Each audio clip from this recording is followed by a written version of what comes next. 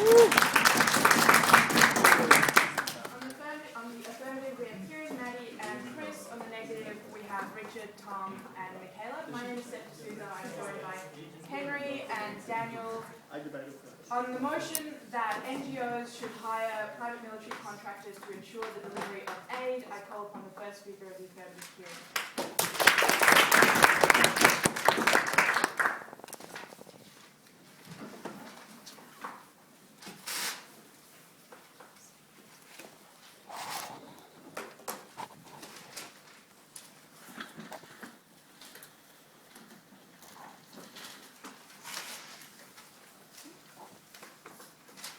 Aid is needed most in the areas where it is hardest to deliver.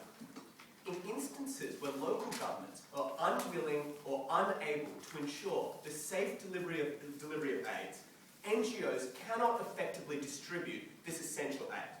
Private military contractors are essential to ensuring the unimpeded flow of aid to these contexts. Our model is simple. In any instance where security cannot be guaranteed, NGOs should be able to hire private military contractors to assist in the distribution of aid. We believe that they are likely to select private military contractors with the standard qualifications and the standard experience. But moreover, NGOs always have an incentive to get the best possible private military contractors who are both effective and do not commit abuses that undermine their credibility within that theatre. What are these private military contractors going to do under our plan? We think they're going to do the essential things that we need to ensure the unimpeded flow of aid.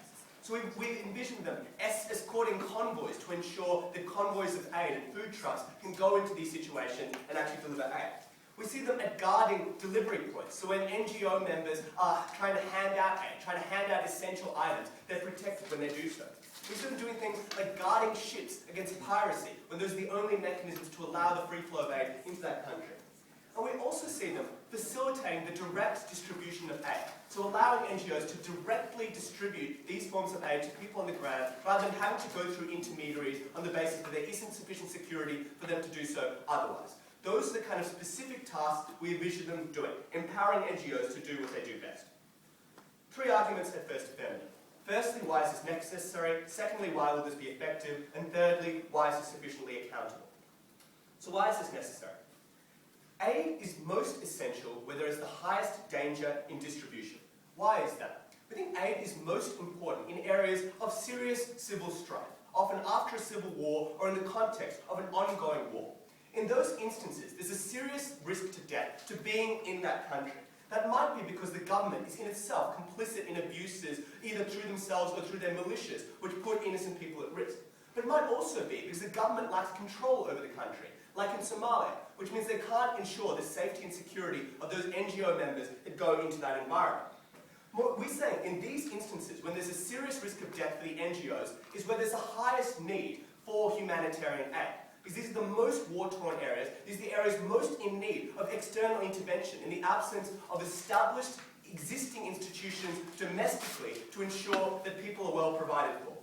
So we think when the humanitarian danger is most acute and the risks that NGOs are highest, it's most important to ensure that these people can deliver aid. So, what are the risks without our plan?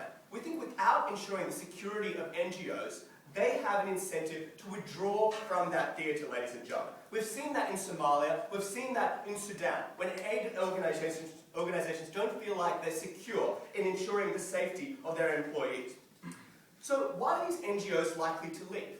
We say despite the fact they have a humanitarian mandate and generally pretty good blokes, they still need to guarantee the security of their employees. If they want to recruit people, if they want to have any credibility as an organisation, they need to make sure that people are willing to work for them and know that they don't risk their lives in doing this. Moreover, their insurance is unlikely to cover them unless they're ensured that they can guarantee the security of these people in this theatre.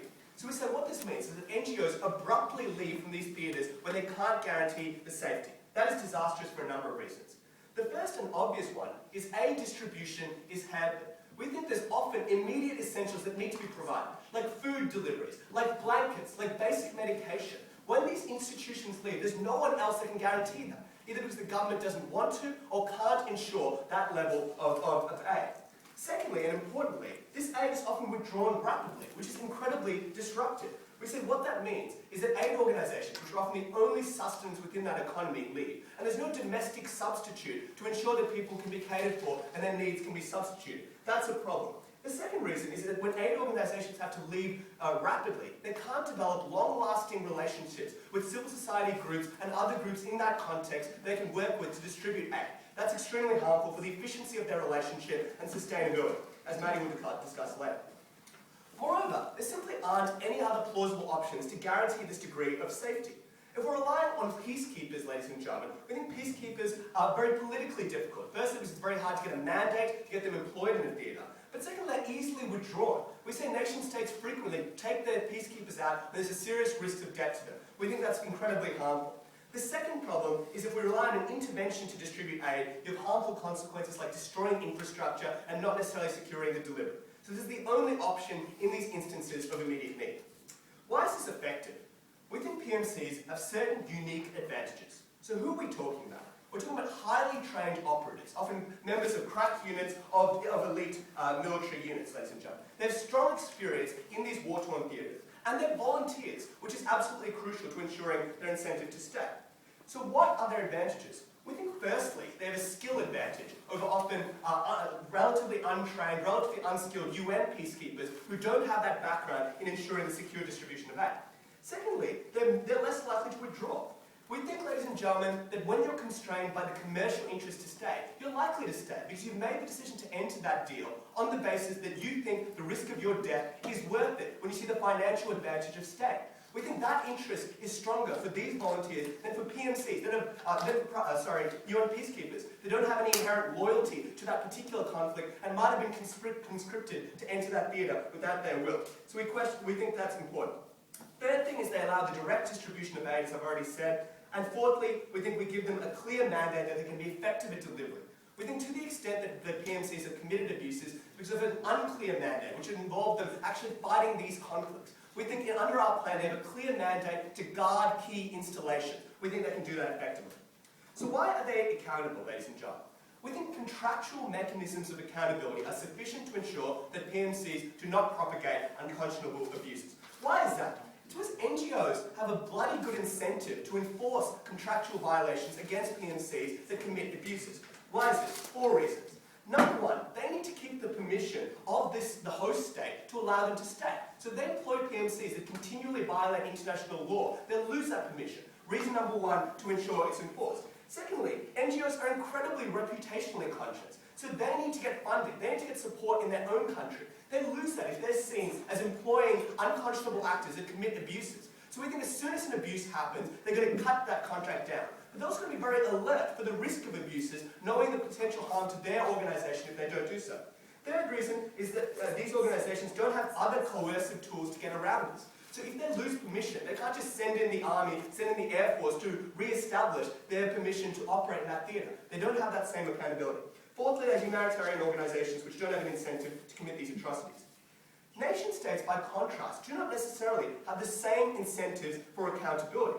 The reason for that is that nation-states often are constrained by political goals which are entirely separate. So they have an incentive to ensure both that their recruitment is maintained, which is why they don't want to prosecute their own officers, but secondly, they have an incentive not to jeopardise their geopolitical standing with other countries, ladies and gentlemen, by prosecuting, by actively investigating these offences. We think NGOs have a sufficient incentive to do so. So ultimately, in the specific context where the lives of NGO members are at risk, and there's an immediate need for their delivery, the only effective mechanism for ensuring that delivery is through PMCs.